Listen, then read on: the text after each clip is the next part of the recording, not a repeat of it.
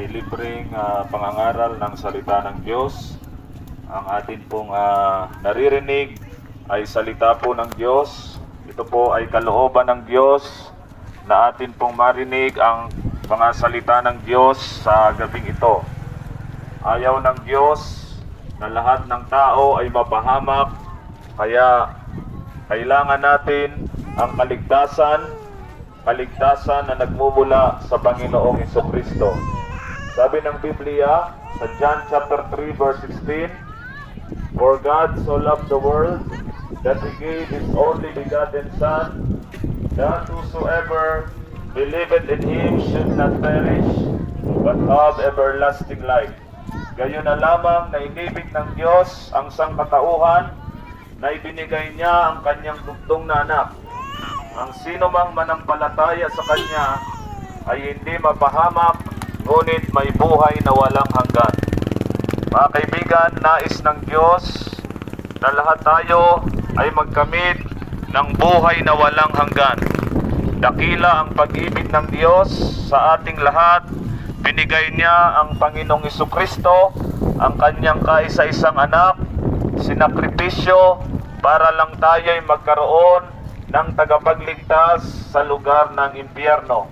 Sapagkat lahat po tayo ay mga taong makasalanan, bilang taong makasalanan, tayong lahat ay mahatulan, maparusahan doon sa impyerno ng walang katapusan.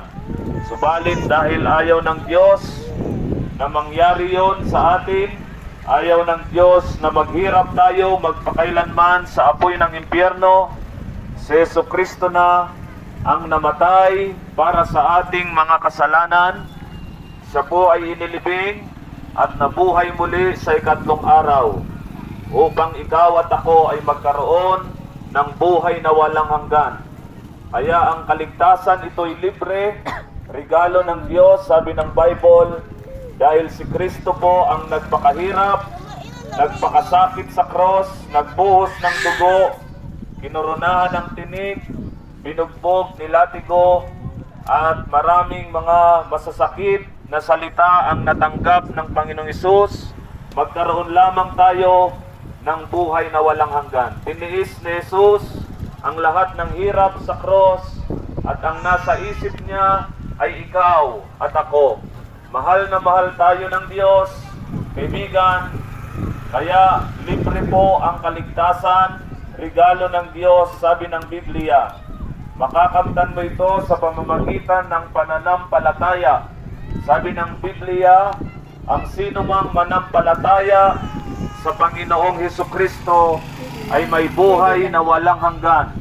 Hindi po kailangang umanib ng relihiyon, hindi mo kailangang gumawa ng ritual, sakramento, ng tradisyon, kung ano-anong mga seremonya para maligtas.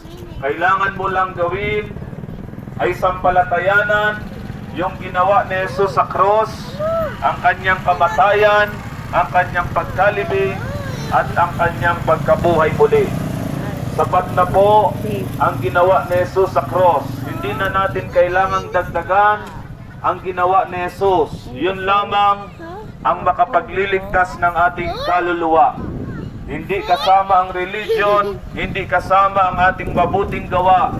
Sabi ng Biblia, sa biyaya kayo ay naligtas sa pamamagitan ng pananampalataya.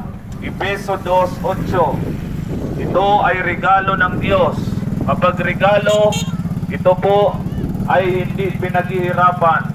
Ang regalo ay hindi mo na kailangang pagtrabahuan. Ang regalo ay tinatanggap ng walang bayad.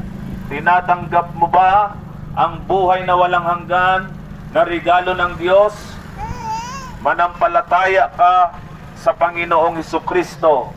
Si Jesus ang tanging daan patungo sa buhay na walang hanggan. Walang ibang daan kundi si Hesukristo lang. Sabi ni Jesus sa John chapter 14 verse 6, "I am the way, the truth, and the life. No man cometh unto the Father but by me." Sabi ni Jesus po yan, ako ang daan, ang katotohanan at ang buhay. walang makaparoroon sa Ama, kundi sa pamamagitan ko. So si Jesus po ang tanging daan, hindi po ang religion ko, hindi ang religion mo. Ang religion ay tinatag lamang ng tao, pero si Jesus nabayubay sa cross, nagpakasakit sa cross, namatay para sa ating mga kasalanan.